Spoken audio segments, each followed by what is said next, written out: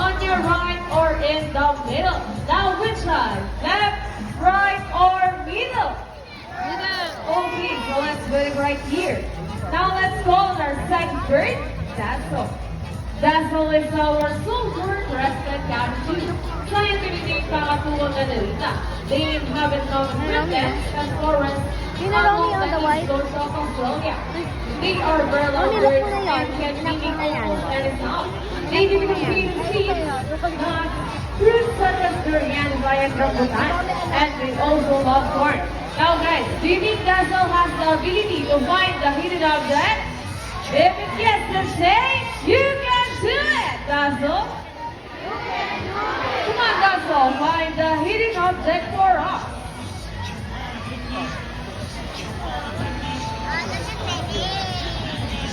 And she found it! A round of for Dazzle to say her more.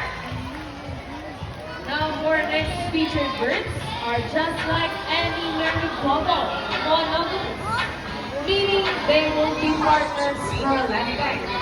Pretty romantic, right? But as any couple will attest, in a relationship, there will always be battle.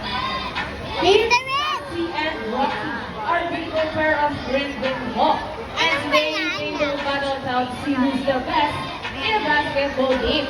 But before we start this battle, I'll be dividing you into two groups. All the girls will cheer for Sassy. Come on, girls, what do you say? Sassy, sassy, sassy, sassy. And how about for the boys? Let's cheer for Rocky.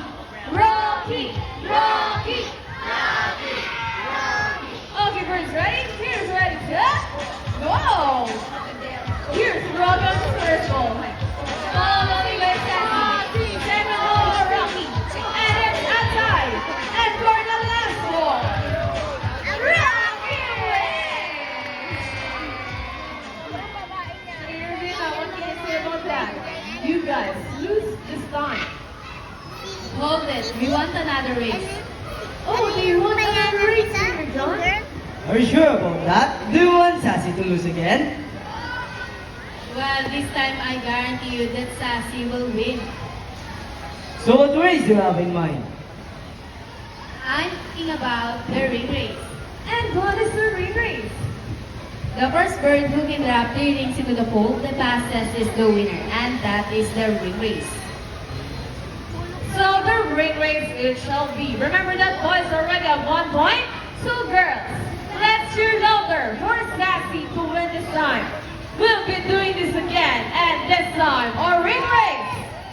Ready, set, go! Here's Rogan's first ring. Another ring for Rogan. Oh, and what's happening?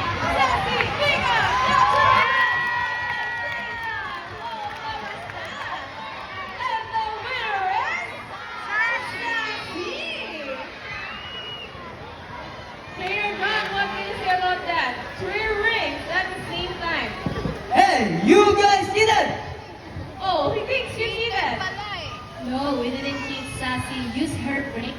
Oh, so it's true that girls are more intelligent than boys.